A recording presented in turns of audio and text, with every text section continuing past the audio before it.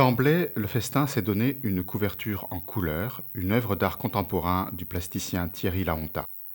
Une véritable gageure en 1989 pour des raisons économiques et parce que, à l'époque, les publications parascientifiques étaient en noir et blanc et quasiment sans images. En affichant d'entrée de jeu les couleurs, le festin montrait le chemin envisagé, créer une véritable ouverture en faveur de la démocratisation culturelle au service des patrimoines et de la création en région. La couverture demeure un enjeu essentiel pour manifester le message de la revue, attirer l'attention des lecteurs parmi les rayonnages des marchands de journaux et des libraires.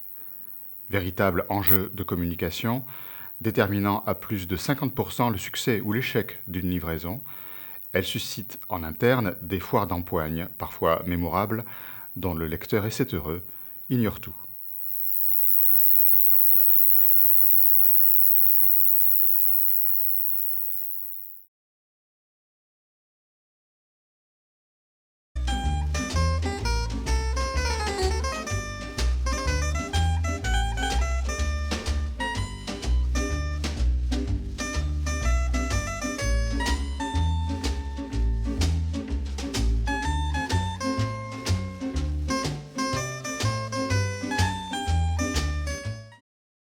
Dans le sud de la France, le drac est un esprit follet, capricieux et malfaisant. C'est aussi une pièce de théâtre de George Sand et un affluent de l'Isère. En l'occurrence, il s'agit d'un acronyme pour Direction régionale des affaires culturelles. Cette émanation en Aquitaine du ministère de la Culture s'est avérée un des tout premiers soutiens économiques de la revue. En partenariat, des hors-séries ont été réalisés avec les différentes directions de la DRAC Nouvelle-Aquitaine, dont le tout premier en 2004 avec les monuments historiques mettant en valeur le foisonnement patrimonial de la région.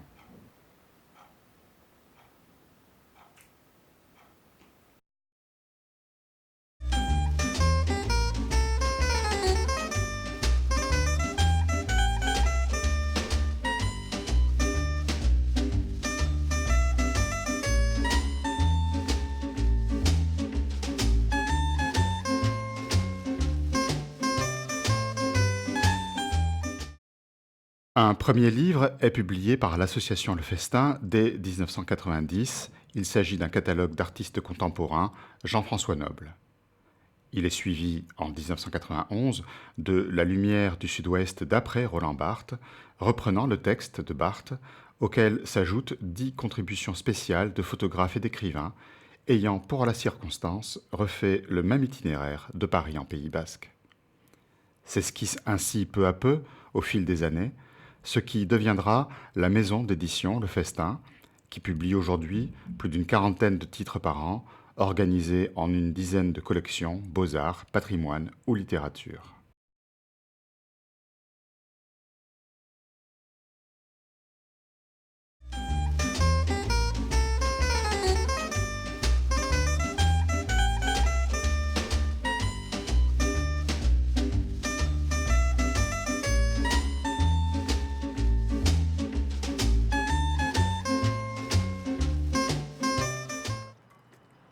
En 2016, le Festin franchit un grand pas de sa modeste histoire avec la création d'une marque éditoriale en littérature, Les Veilleurs, dont la commercialisation est pour la première fois confiée à un diffuseur tiers, Harmonia Mundi Livre.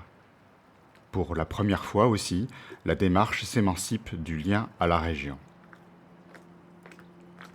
Même si les auteurs élus ont d'abord pour nom Francis Jam, Jean Galmot ou Jean Quérol, s'adjoignent bien vite ceux de Louis Roubaud, Henri de Régnier, Perrine Le Quérec, Siegfried Sassoon, James Oliver Curwood, William Seabrook. Reportage, polar, fantastique, métaphysique, aventure. Les Veilleurs n'a qu'une ligne de conduite, les marges, qu'un seul plan de route, leur exploration, jusqu'à s'y perdre, jusqu'à s'y fondre.